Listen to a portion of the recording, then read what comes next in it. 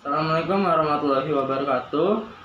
Perkenalkan, nama saya Widi Dwi Kuncoro dari kelas 12B, absen 26. Di sini saya akan menjelaskan beberapa parameter pemeriksaan kimia klinik, yaitu terdiri dari 4. Yang pertama, pemeriksaan magnesium, lalu pemeriksaan Rivalta, lalu urin lengkap, dan yang terakhir tata cara penggunaan spektrofotometer. Sebelumnya di sini saya membuat video ini untuk memenuhi nilai tugas ujian praktek SMK Analisis Kesehatan di Kesat. Ini tanpa basa-basi lagi, mari kita mulai memasuki materi pertama, yaitu pemeriksaan magnesium. Baik, pada pemeriksaan magnesium ini yang pertama kali akan saya jelaskan adalah prinsip dari pemeriksaan magnesium tersebut.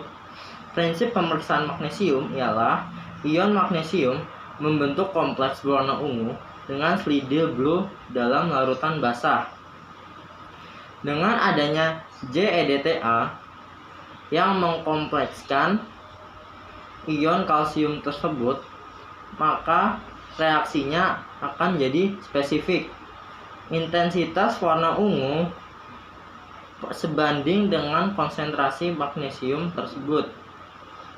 Lalu untuk metode yang digunakan adalah uji fotometri menggunakan slidly blue. Lalu untuk reagennya kita menggunakan reagen diasi. Lalu untuk sampelnya menggunakan 3 jenis sampel, yaitu serum, plasma heparin, dan cerebrospinal fluid. Untuk cara kerjanya, pertama siapkan 3 tabung. Lalu ketiga tabung itu diberi identitas tabung blanko, tabung standar, serta tabung tes. Setelah itu pipet 1000 mikron larutan kit reagen magnesium tersebut ke 3 tabung tersebut. Tabung blanko, tabung standar, serta tabung tes. Jika ketiganya sudah diisi dengan kit reagen magnesium, lalu langkah selanjutnya tambahkan 10 mikron larutan standar pada tabung standar, lalu tambahkan pula 10 mikron sampel pada tabung tes. Jika sudah, inkubasi pada inkubator selama kurang lebih 5-60 menit pada suhu 20 hingga 25 derajat Celcius atau 30 derajat Celcius. Jika sudah diinkubasi dengan jangka waktu kurang lebih dari 5-60 menit, maka baca di spektrofotometer dengan panjang gelombang sebesar 520 nanometer. Untuk nilai normalnya sendiri, pada wanita dewasa 1,9 hingga 2,5 mg per desiliter, laki-laki dewasa 1,6 hingga 1,8 hingga 2,6 mg per desiliter, anak-anak 1,5 hingga 2,3 mg per desiliter, dan untuk neonates 1,2 hingga 2,6 mg per desiliter. Baik, itu saja cukup dari saya untuk pemeriksaan magnesium, kurang lebihnya mohon maaf. Selanjutnya saya akan melakukan pemeriksaan. Di sini saya akan menjelaskan pemeriksaan cairan pleura menggunakan metode pemeriksaan Rivalta. Sebelumnya saya akan menjelaskan tentang prinsip pemeriksaan Rivalta itu sendiri. Prinsipnya ialah Rivalta seromucin dalam suasana asam akan mengalami denaturasi sehingga terjadi kekeruhan. Lalu tujuan dari pemeriksaan Rivalta ini ialah untuk menentukan apakah cairan pleura itu termasuk eksudat atau transudat. Untuk alat dan bahannya itu menggunakan beker gelas atau gelas ukur, dan bahannya aquades, sampel cairan pleura, dan ada asam setat. Untuk pemeriksaannya itu sendiri masih dibagi menjadi 3. Yang pertama tadi pemeriksaan Rivalta, lalu ada pemeriksaan mikros. Biar pemeriksaan mikros ini kita harus melakukan pemeriksaan protein total atau glukosa. Tata cara atau prosedurnya pun sama, namun yang membedakan adalah sampel yang kita gunakan, yaitu cairan pleura. Lalu untuk pemeriksaan makrosnya itu dilihat dari pertama warna, lalu kejernihannya, apakah keruh atau jernih atau agak keruh, kemudian pH-nya, lalu bekuannya, apakah terjadi bekuan atau tidak. Baik, saya di sini akan menjelaskan dari pemeriksaan Rivalta itu sendiri, prosedur kerjanya. Yang pertama, siapkan beker gelas, lalu isi beker gelas tersebut dengan Aquades sebanyak 100 ml. Jika sudah 100 ml, maka selanjutnya kita meneteskan 1 hingga 2 tetes. Karena kita 100 ml Aquades, maka kita meneteskan 2 tetes asam asetat, reagen asam asetat. Jika kita menggunakan 50 ml Aquades, maka cukup 1 tetes asam asetat. Jika sudah diteteskan asam asetat, kemudian kita teteskan sampel cairan pleura tersebut sebanyak 1 tetes. Jika sudah, amati terjadinya serum mucin atau cincin yang berbentuk kekeruhan. Bila hasilnya positif, maka hal tersebut akan terjadi saat diteteskan tersebut. Nantinya cairan pleura yang turun ke bawah nantinya akan membentuk cincin kekeruhan. Jika terjadi seperti itu, maka kita bisa menyimpulkan bahwa hasilnya positif. Jika saat diteteskan dan cairan pleuranya turun ke bawah tidak terjadi apapun, itu kita dapat kita simpulkan bahwa hal tersebut negatif. Baik, untuk cairan pleura dengan pemeriksaan Rivalta cukup dari saya. Selanjutnya saya akan menjelaskan tentang pemeriksaan urin lengkap. Baik, sekarang di sini saya akan menjelaskan tentang pemeriksaan urin lengkap. Urin lengkap itu sendiri dibagi menjadi 3 jenis pemeriksaan, pertama secara makroskopik, kemudian mikroskopik, dan secara cari celup dengan metode cari celup. Baik, di sini saya akan menjelaskan yang pertama, makroskopiknya dulu. Makroskopik urin ini pun dibagi menjadi beberapa bagian. Yang pertama ada warna urin. Warna urin itu sendiri dibagi menjadi kuning muda, kuning biasa atau kuning, lalu kuning tua, kuning kecoklatan, coklat, merah yang biasa ditandai karena adanya eri berlebih atau darah pada urin, lalu biru yang biasanya dikarenakan pengaruh obat-obatan tertentu, lalu ada putih susu, putih, serta putih keruh.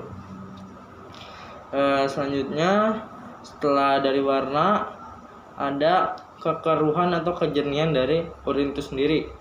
Nah, kejernihan urin ini pun dibagi menjadi 3 tingkatan. Pertama, jernih, agak keruh, yang terakhir keruh.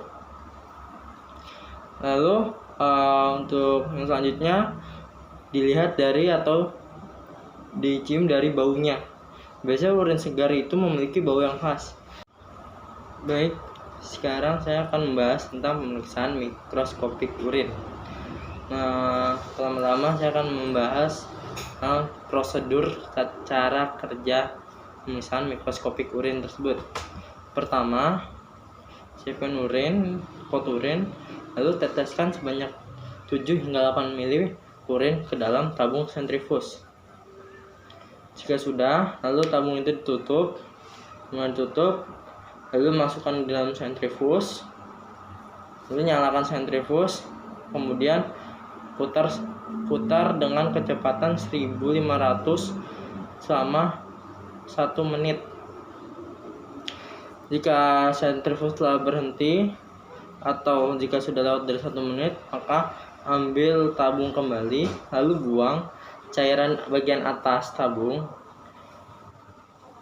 di wastafel atau tempat yang disediakan, buang, tapi jangan sampai sedimen yang ada di bagian bawahnya ikut terbuang. Dibuang, sudah dibuang, pastikan sedimennya masih tetap berada di bawah. Jika sudah, teteskan sedimen tersebut di atas objek gelas. Lalu, jika sudah diteteskan, tutup atau timpa objek gelas tersebut menggunakan deglas. Jika sudah seperti itu, maka kita bisa mengamati preparat tersebut di bawah mikroskop dengan perbesaran 10 kali atau 40 kali. Nah, jangan lupa untuk perbesaran 10 kali, diafragma harus ditutup rapat-rapat. Sedangkan untuk perbesaran 40 kali, itu diafragmanya boleh dibuka setengah atau sepertiganya. Baik, kita lanjut ke nilai normal dari pemeriksaan mikroskopis itu sendiri. Pada pemeriksaan mikroskopis itu sendiri kita akan menemui beberapa hal. Di antaranya ada eritrosit, leukosit, terus ada silinder, kristal, terus banyak lainnya. Baik, langsung kita masuk ke nilai normalnya. Nilai normal untuk pemeriksaan sedimen urin atau mikroskopik urin, yang pertama untuk leukosit itu sendiri sebanyak 1-3 per lapang pandang. Untuk eritrositnya sebanyak 0 sampai 2 per lapang pandang.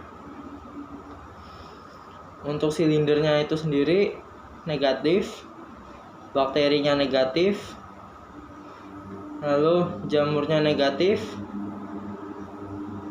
dan kristalnya negatif. Baik, cukup penjelasan saya untuk pemeriksaan mikroskopis urin. Selanjutnya saya akan menjelaskan tentang metode carik celup untuk pemeriksaan urin lengkap. Baik, di sini saya akan menjelaskan tentang pemeriksaan urin lengkap, metode carik celup atau menggunakan carik celup. Pertama-tama yang akan saya jelaskan di sini adalah prinsip pemeriksaan carik celup itu sendiri. Prinsipnya ialah kombinasi indikator methyl red dan bromthymol blue yang terkandung pada stik carik celup memungkinkan terjadinya perubahan warna pada stik tersebut sesuai dengan pH urin. Lalu adapun cara kerja atau prosedur kerjanya, yang pertama, siapkan tabung reaksi yang sudah bersih dan steril, lalu pipet atau tambahkan urin sebanyak kurang lebih 34 tabung. Jika sudah, ambil stik carik celup pada botol carik celup, lalu masukkan ke dalam tabung yang sudah berisi urin tersebut hingga semua permukaan warna indikatornya terkena air urin tersebut. Lalu jika sudah, ditarik, angkat, lalu pastikan kita menyediakan tisu, kemudian tiriskan di tisu. Jangan terlalu keras agar warna pada stik indikatornya tidak hilang.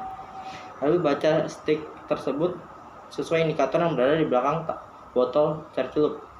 Adapun indikatornya beserta nilai normalnya, pertama leukosit negatif, kemudian nitrit negatif, urobilinogen negatif, protein nilai normalnya negatif, pH nilai normalnya 5 hingga 8,5, terus ada eritrosit yang nilai normalnya negatif, BJ nilai normalnya 1000 hingga 1030, keton nilai normalnya negatif, bilirubin nilai normalnya negatif, dan terakhir glukosa nilai normalnya adalah negatif.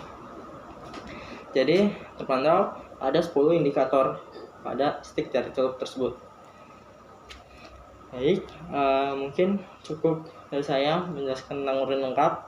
Selanjutnya saya akan menjelaskan tentang tata cara atau prosedur kerja menggunakan alat spektrofotometer. Sekarang saya akan menjelaskan tata cara atau tutorial menggunakan alat spektrofotometer. Pertama-tama pastikan alatnya sudah nyala dan terhubung dengan listrik. Lalu jika sudah nyala, Lalu kita klik tes. Jika sudah klik tes, pilih parameter pemeriksaan yang ingin dilakukan. Kita ambil contoh ingin melakukan pemeriksaan magnesium, maka kita pilih magnesium atau Mg. Lalu setelah itu ambil tisu, lalu lap selang. Pastikan selang tersebut telah bersih, selang yang ada di alat spektrofotometer tersebut bersih.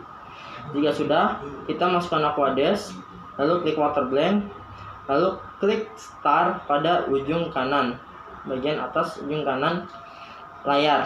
Klik start, tunggu hingga muncul garis putus-putus berwarna hijau. Jika sudah, tarik kembali Aquades, lalu lap selang tersebut agar tidak mencemari sampel. Jika sudah, kita pilih reagen blank.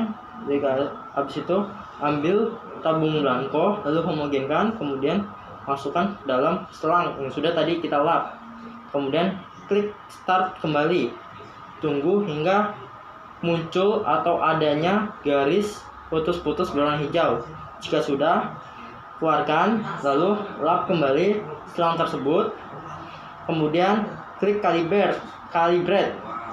Ambil tabung standar, homogenkan, masukkan ke selang yang sudah kita lap tadi, lalu klik start kembali di ujung kanan atas layar. Lalu tunggu hingga muncul garis putus-putus berwarna hijau. Jika sudah ada, kita keluarkan, kita lap selang, lalu taruh kembali dan klik sampel blank. Ambil tabung tes, kemudian homogenkan, kemudian masukkan ke melalui selang yang tadi kita sudah lap. Klik start di ujung kanan atas, tunggu hingga muncul garis putus-putus berwarna hijau. Jika sudah, kita keluarkan, lalu kita lap terlebih dahulu, masukkan Aquades, lalu klik wash yang ada di ujung kanan atas samping tombol start. Sudah diklik wash, tunggu hingga Aquadesnya masuk.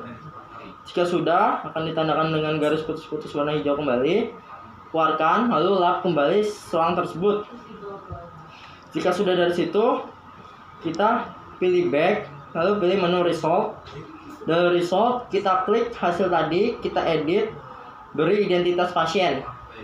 Jika sudah diberi identitas pasien dari nama, umur, jenis kelamin, serta tanggal lahir, lalu habis itu kita save, kita print. Sesudah kertas itu muncul atau hasil printan kita muncul, kita sobek, lalu data yang tadi kita klik kembali, lalu kita delete. Jika sudah close, maka hasil tersebut sudah kita dapatkan. Sekian dari saya. Semoga materi yang sudah saya paparkan dapat bermanfaat, baik dari pemeriksaan magnesium, pemeriksaan Rivalta, lalu urin lengkap, dan tata cara penggunaan spektrofotometer. Semoga bermanfaat.